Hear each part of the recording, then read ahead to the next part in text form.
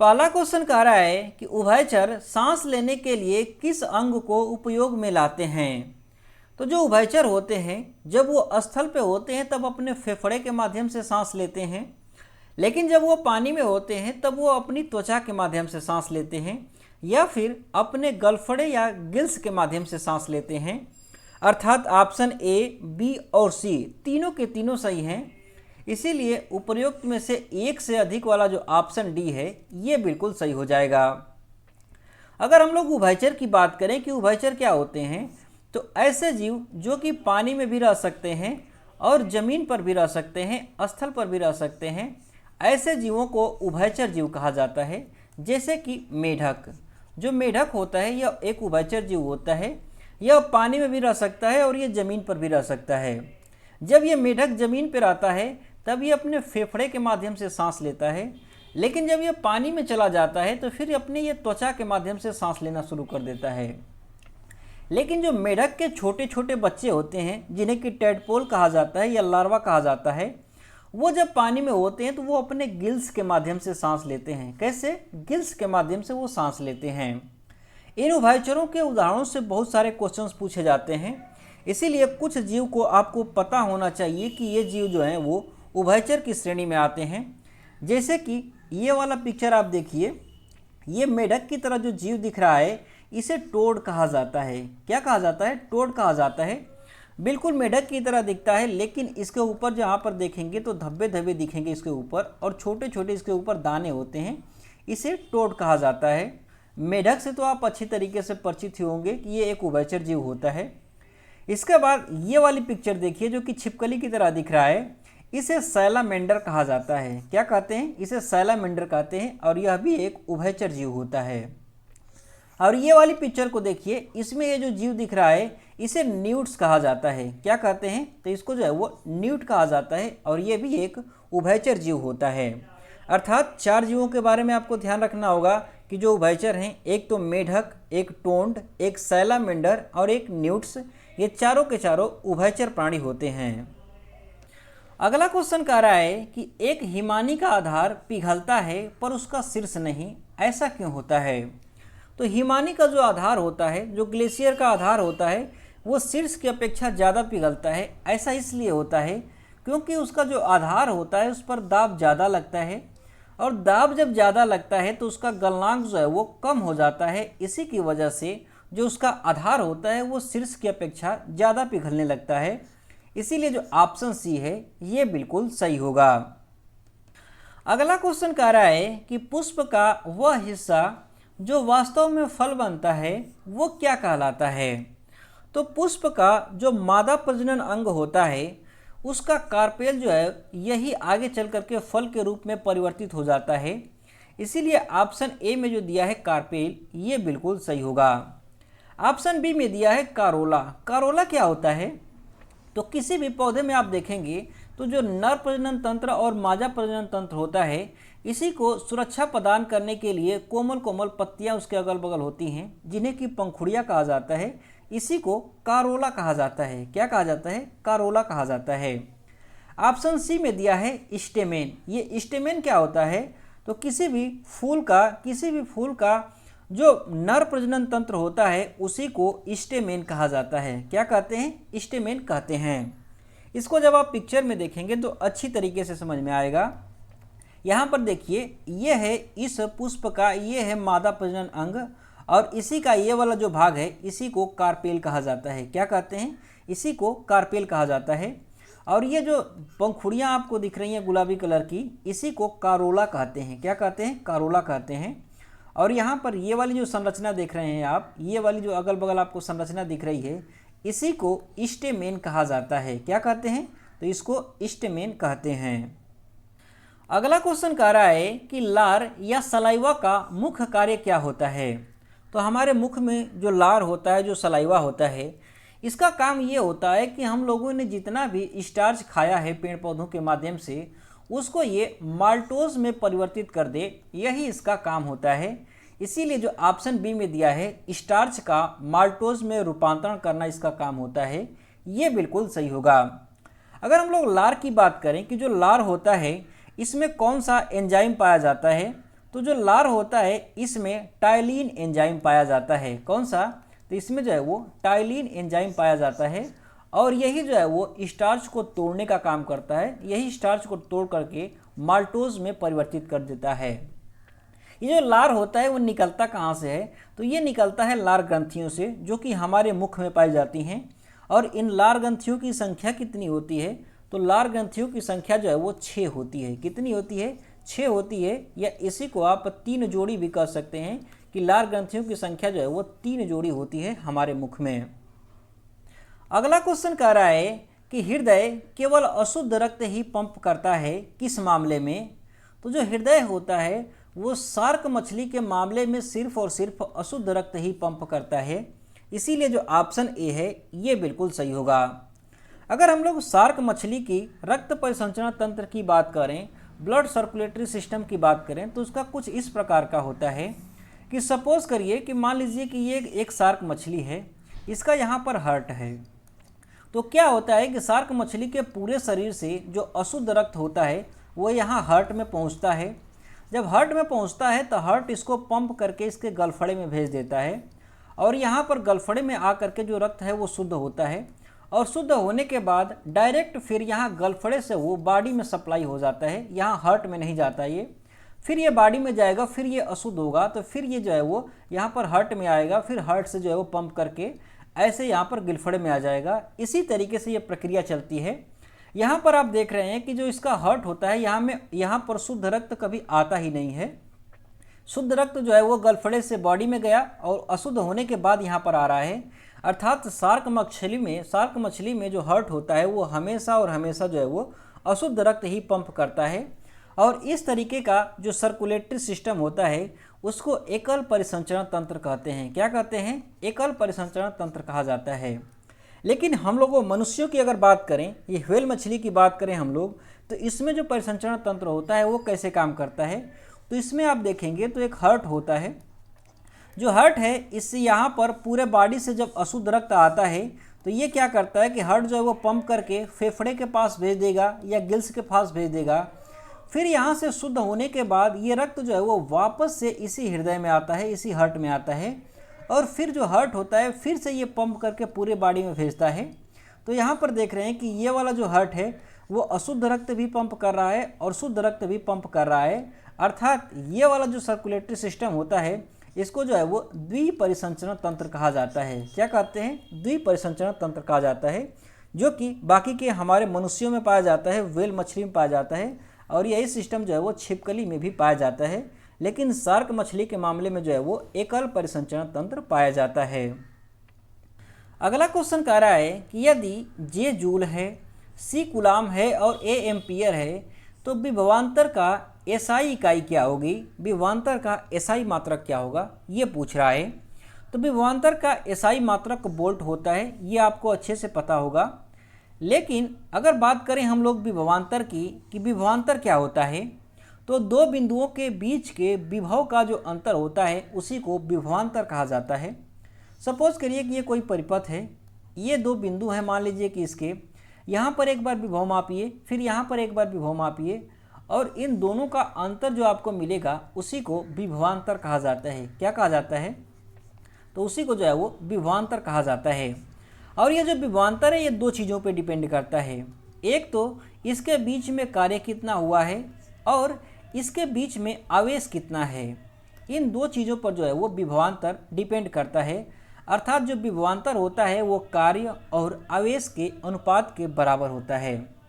अगर मात्रक की बात करें हम लोग तो कार्य का मात्रक क्या होता है? तो कार्य का मात्रक होता है जूल और आवेश का मात्रक क्या होता है? तो आवेश का मात्रक होता है कूलाम। क्या होता है? कूलाम होता है। अर्थात जो विभवांतर है इसका मात्रक क्या हो गया? तो इसका मात्रक जो है वो जूल प्रति कूलाम भी हम लोग लिख सकते हैं। लेकिन क्वेश्चन कह रहा है कि जो जूल है उसे जे लिखा जाता है और जो कूलाम है उसे सी लिखा जाता है। तो यहाँ से लिखिए, जो जूल है इसे जे लिखा मैंने और जो कूलाम है इसे सी लिखा। सी को अगर ऊपर ले जाना चाहें तो ले जा सकते हैं हम लोग। सी को ऊपर ले जाएंगे तो ये क्या हो जाएगा? सी की पावर -1। अर्थात विभवांतर का एसआई मात्रक क्या मिल गया हमें? जे सी की पावर -1 और इसी को जो है वो बोल्ट कहा जाता है। क्या कहा जाता है? बोल्ट कहा जाता है। मतलब कि जो ऑप्शन ए में दिया है जे सी की पावर -1 ये भी विभवांतर का मात्रक है और जो ऑप्शन बी में दिया है बोल्ट, ये भी विभवांतर का मात्रक है। इसीलिए उपर्युक्त में से एक से अधिक वाला जो ऑप्शन डी है ये बिल्कुल सही हो जाएगा। अगला क्वेश्चन कह रहा है कि निम्नलिखित में से कौन सा जैव निम्नीकरणीय पदार्थ नहीं है। तो जैव निम्नीकरणीय पदार्थ क्या होते हैं? तो ऐसे पदार्थ जो कि बैक्टीरिया और फंगस के माध्यम से जिनका अपघटन किया जा सकता है, जिन्हें सड़ाया और गलाया जा सकता है, ऐसे पदार्थों को जो है वो जैव निम्नीकरणीय पदार्थ कहा जाता है। तो ऑप्शन ए में देखिए यहाँ पर दिया है लकड़ी।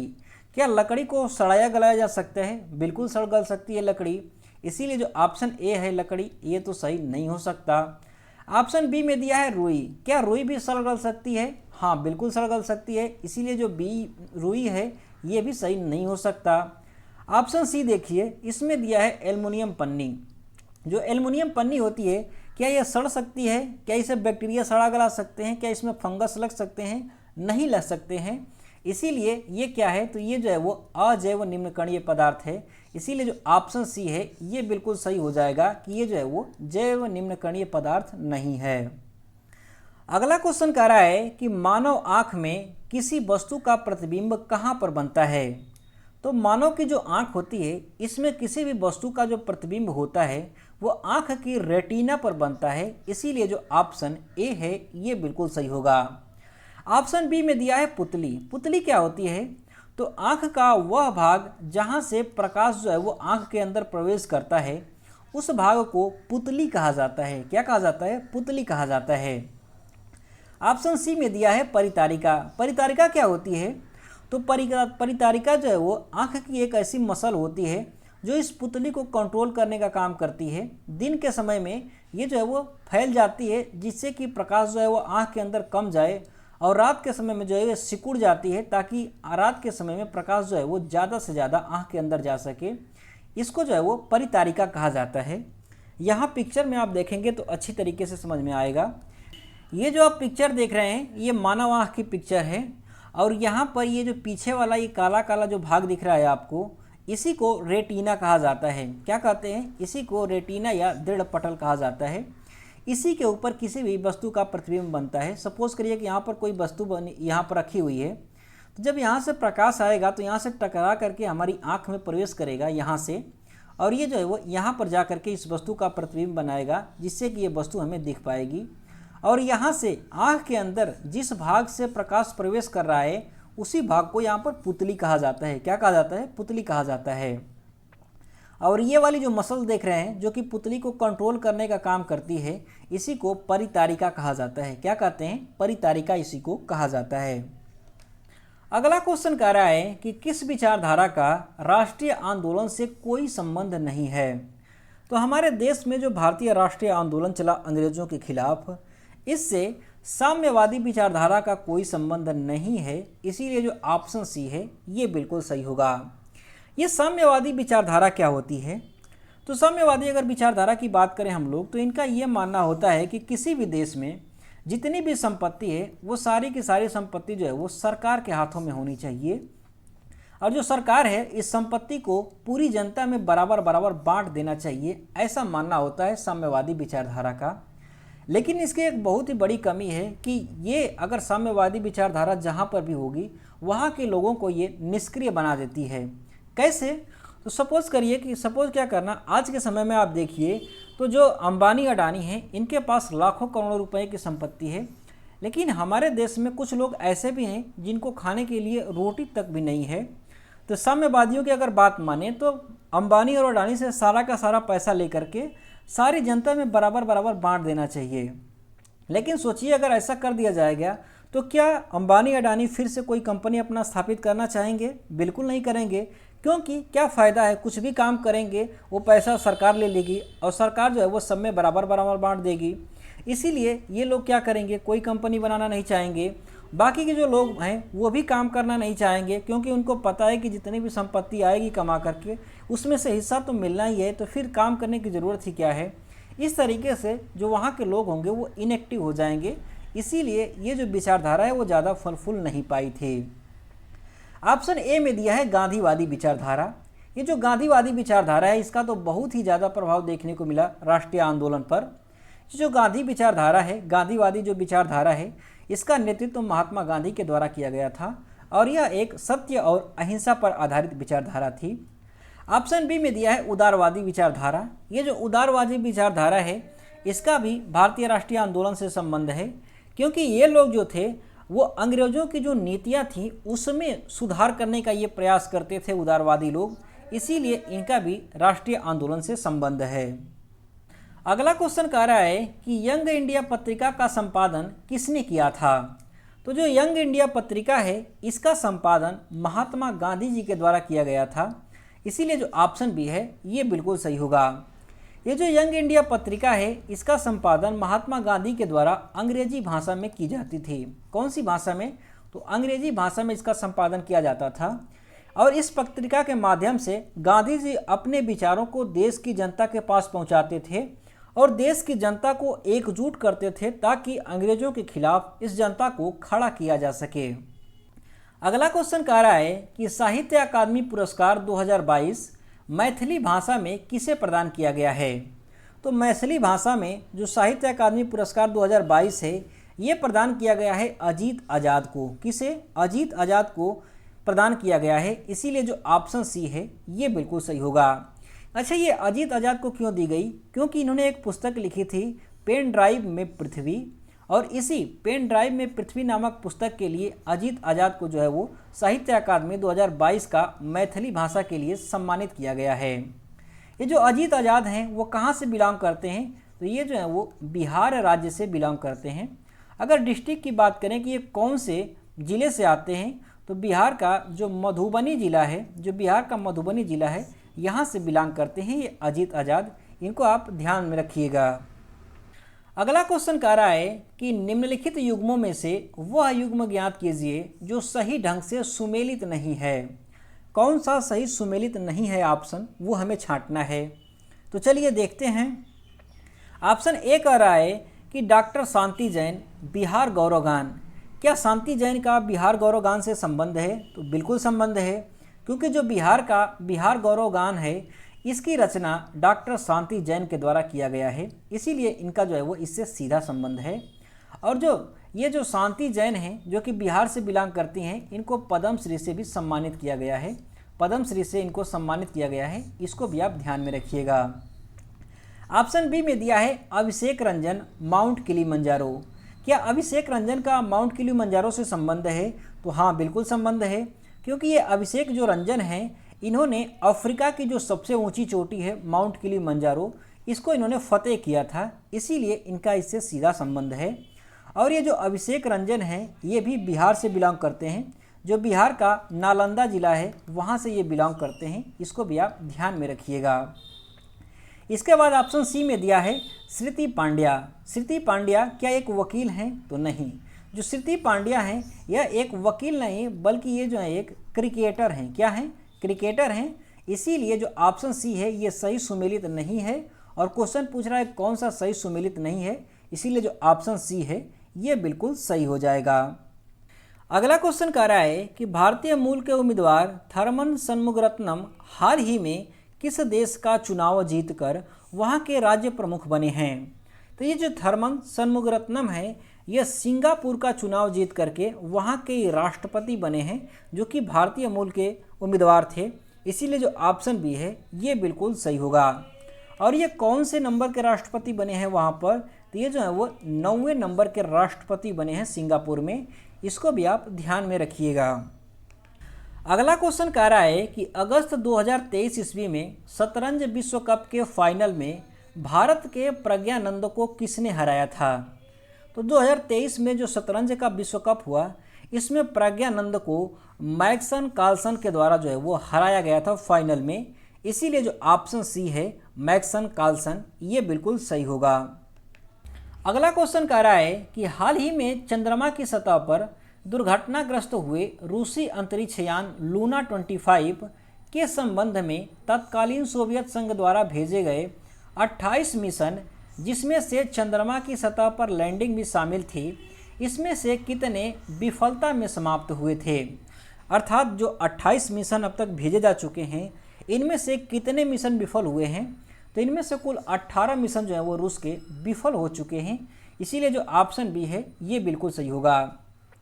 अभी हाल ही में जो रूस ने लूना 25 भेजा था ये भी क्रैश हो गया है।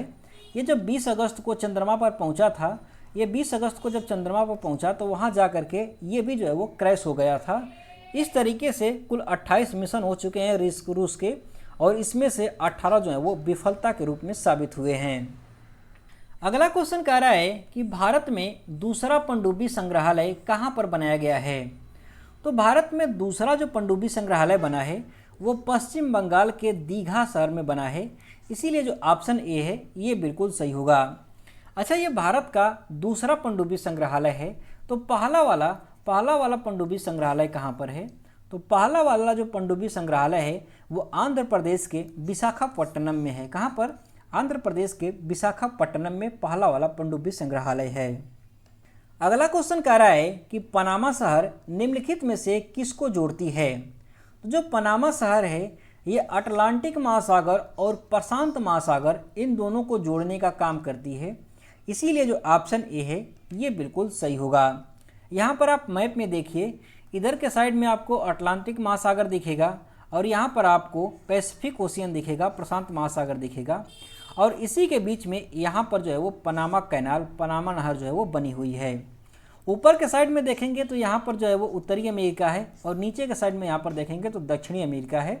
उत्तरी अमेरिका और दक्षिणी अमेरिका के बीच में यहाँ पर पनामा शहर में जो है वो पनामा देश में यहाँ पर पनामा कैनाल जो है वो बनी हुई है, जो कि अटलांटिक ओशियन और पैसिफिक ओशियन को जोड़ने का काम करती है। अगला क्वेश्चन कह रहा है कि गंगा नदी के दक्षिणी किनारे से मिलने वाली सबसे बड़ी सहायक नदी कौन सी है। तो गंगा नदी में दक्षिण की तरफ से आकर के मिलने वाली जो सबसे बड़ी सहायक नदी है वो है सोन नदी। कौन सी है? सोन नदी है, इसीलिए जो ऑप्शन सी है ये बिल्कुल सही होगा। जो सोन नदी है ये मध्य प्रदेश से आती है। मध्य प्रदेश में जो विंध्य पर्वत श्रेणी है वहाँ से निकलती है सोन नदी, और ये कुल 784 किलोमीटर की यात्रा तय करने के बाद ये बिहार की राजधानी पटना में जाकर के गंगा से मिल जाती है। ये जो है वो दक्षिण से आकर के मिलने वाली सबसे बड़ी सहायक नदी है गंगा की। लेकिन अगर बात करें कि गंगा की सबसे बड़ी सहायक नदी कौन सी है, तो गंगा की जो सबसे बड़ी सहायक नदी है वो है यमुना नदी। कौन सी है? यमुना नदी है, जो कि 1376 किलोमीटर की यात्रा करके वो उत्तर प्रदेश के इलाहाबाद में आकर के गंगा से मिलती है। यहाँ मैप में आप देखेंगे तो यहाँ पर आपको दिखेगी गंगा नदी, यहाँ से गंगोत्री से निकलती है और ये जाकर के बंगाल की खाड़ी में मिल जाती है।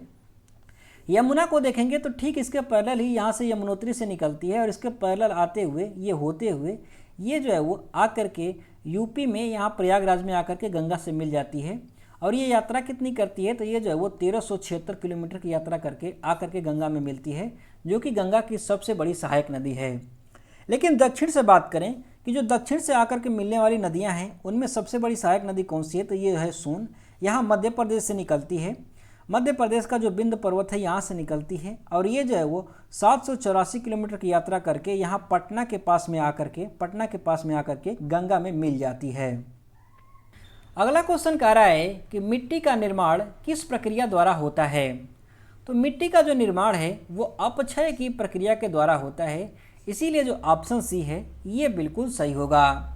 अगर हम लोग बात करें अपक्षय की प्रक्रिया की कि ये अपक्षय की प्रक्रिया क्या होती है, तो सपोज करिए कि ये कोई पहाड़ है, कोई पर्वत है, तो इस पर जब धूप पड़ेगी तो ये क्या होगा, धूप पड़ेगी तो इस पर जो है वो दरार बनने शुरू हो जाएंगे। जब दरार बनेंगे और जब बारिश होगी तो इन दरारों में बारिश का पानी जाएगा, जिसकी वजह से ये और टूट जाएंगे, और जब ये छोटे छोटे कणों में टूट जाएंगे उसके बाद फिर जब हवा चलेगी तो इन छोटे छोटे कणों को जो है वो उड़ा करके दूसरी जगह पर ले जा करके डिपॉजिट कर दिया जाएगा। जब ये दूसरी जगह पर जा करके जमा हो जाएंगी और इसमें कुछ पेड़ पौधों, जीव जंतुओं की सड़ी गली चीज़ें जब आकर के मिल जाती हैं तो ये वाला जो भाग होता है पर्वत का, जो छोटे छोटे कण हैं, ये उपजाऊ हो बन जाता है।